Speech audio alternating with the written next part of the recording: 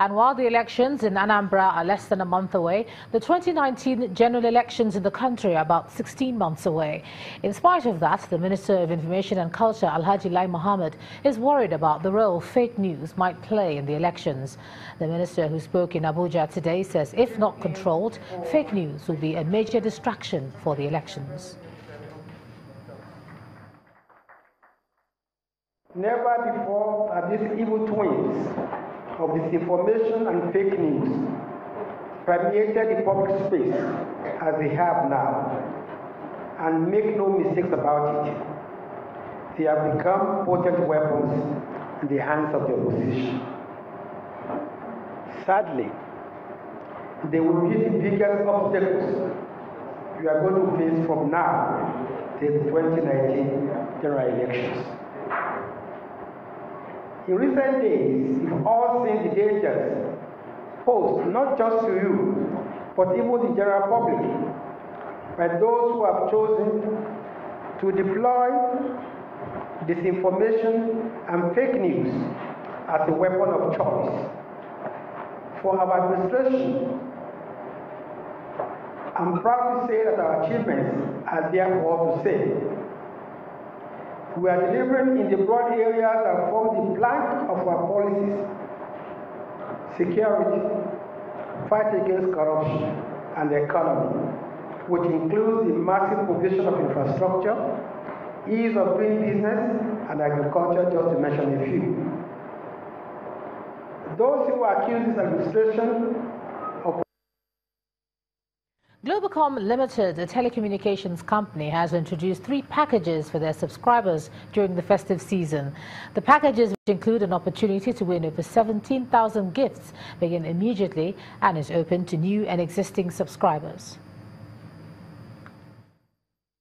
On December 25. Christmas has come early for Globacom Telecommunications Company. That's how they have chosen to describe the goodies they have for their subscribers. The telecommunications company announces 3 packages which is intended to add value and enhance lives in the coming festive season.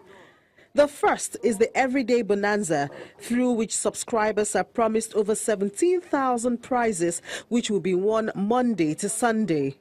Subscribers will win fantastic and mouth-watering prizes ranging from 4G LTE phones to flat-screen LED televisions, generators, refrigerators, microwave ovens, and 4G LTE MiFis.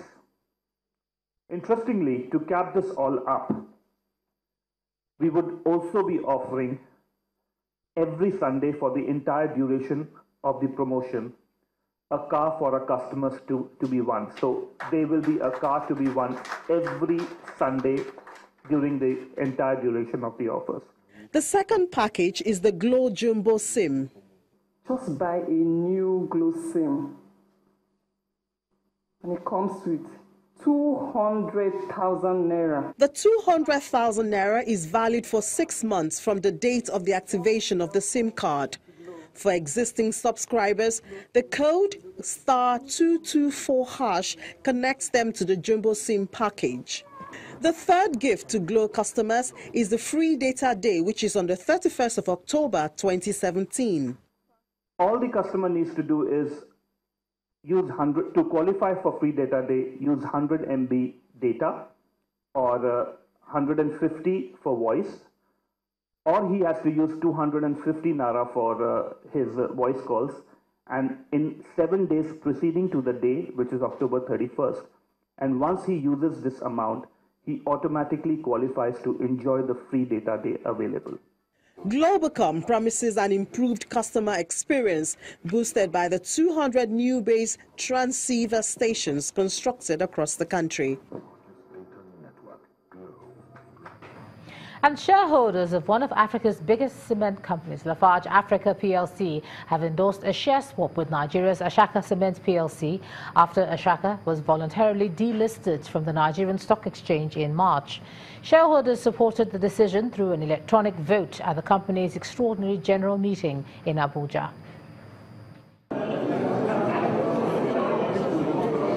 The close and quiet interactions foretell of what is to come.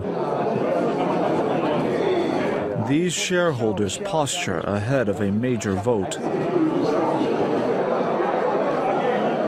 Addressing their questions to the leadership of the firms before the vote, shareholders seek more information.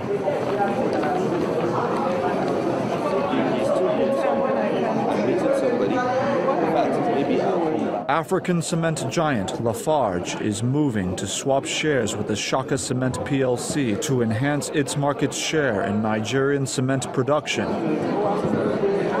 And electronic voting is now underway. After noting shareholder concerns, Vice Chairman of Ashaka Cement plc, Edith Onwuchekwa, reads the results. I hereby declare that the motion that the company hereby resolves to exchange in aggregate a total of 302,045,793 ordinary shares of 50 kobo each, the scheme shares held by the minority shareholders, for a total of 85,261,220 shares is hereby of 50 kobo each of Lafarge Africa is hereby approved. Partnering firms and shareholders express satisfaction with the outcome. The plans are to develop and follow the growth. So we're just expecting Nigeria to exit recession quickly, fully in all sectors, so we can develop more capacity. We still have the brand. Ashaka is going to remain. We have a board of directors, and I mean, from a structural perspective, this is actually a scheme of arrangement. It's not a scheme of merger. So there's a clear distinction between the two. The shareholders are very delighted that these steps have been taken, and of course, we are very hopeful that going forward, we are going to reap a bountiful dividend. A big day for big business as Lafarge moves to cement its position as a leading cement company in Africa's largest market. Ajuri Ngilale, Channels Television News. For the rest of the business news, here's Emana Amawe.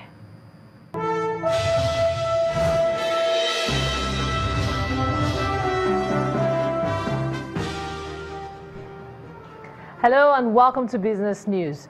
The central bank continues its intervention at the interbank Forex market with a fresh injection of $195 million today in more efforts to boost liquidity for end users. A breakdown shows that the financial market regulator released $100 million for the wholesale market, $50 million for small businesses and individuals, and $45 million for certain dollar expenses such as school fees and medical bills, also known as invisibles. The latest dollar intervention on the country's interbank brings the total amount injected since February this year to over $10 billion. In the meantime, the Naira gained 0.03% to 360.32 against the dollar at the investors and exporters window, but remains unchanged at 363 at the parallel market and 330 Naira at the interbank today. And a property financing initiative known as Mortgage Warehouse is to be quoted on the FMDQ OTC Securities Exchange to ease access to credit for real estate companies. The concept, which is being developed in collaboration with the Nigeria Refinancing Mortgage Company, has been described as a panacea for affordable housing in Nigeria. Is instead of the pool of funds which are with the banking sector, and they're not, devoting a lot of credit to mortgages, this entity comes to the debt capital market to issue commercial paper, and those funds realized are used to create mortgages. The mortgages are then sold to NMRC, and when MRC buys the mortgages, the cash is used to pay down the commercial papers. So that's a simple model that's been created. When you look at affordability of housing, when you look at how housing affordability is calculated, a normal person in Nigeria might not even afford that. So you now ask yourself, are these affordabilities affordable? So what these structures are doing, like the mortgage warehousing, is to see how they can reduce that mortgage to at least a single digit, and have you be able to, assess the sort of funds that can both help the developers and the consumers on one hand. profit-taking dominated four major counters of the local stock market, while the oil and gas sector was muted, owing to uncertainty over the future impact of O&O shares suspension on investors. Chimezie Obiwagu has the details.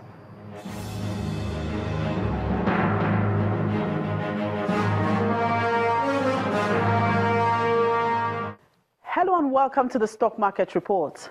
Last week's negative sentiment in the equities market enters the final trading week of October as the all-share index closed in the red today, down by 0.48%.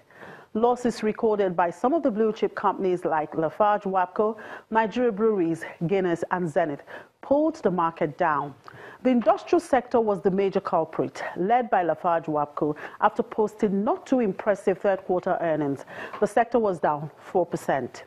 In 3,609 deals, investors put in about 3 billion naira for over 253.5 million shares. Market breadth was negative, 15 gainers versus 25 losers. The highest gainer on the price movement chart is International Breweries, still riding on the back of their merger plans, while Lafarge Wapco topped the losers, dropping by 9.75%. For most traders, the O&O saga may continue to haunt the market for some time. However, analysts believe market fundamentals are still strong and hope for a reversal soon. And that was the Stock Market Report. I'm Chimezie Obiwagu.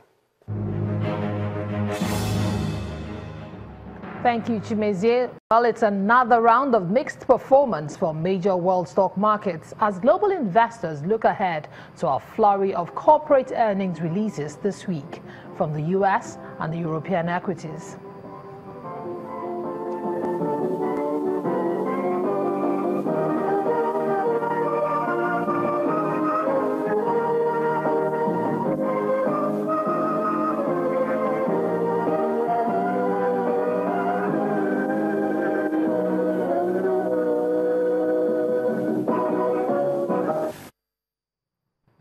And that's it on Business News tonight. Thank you for staying with us. I'm Imana Amawe.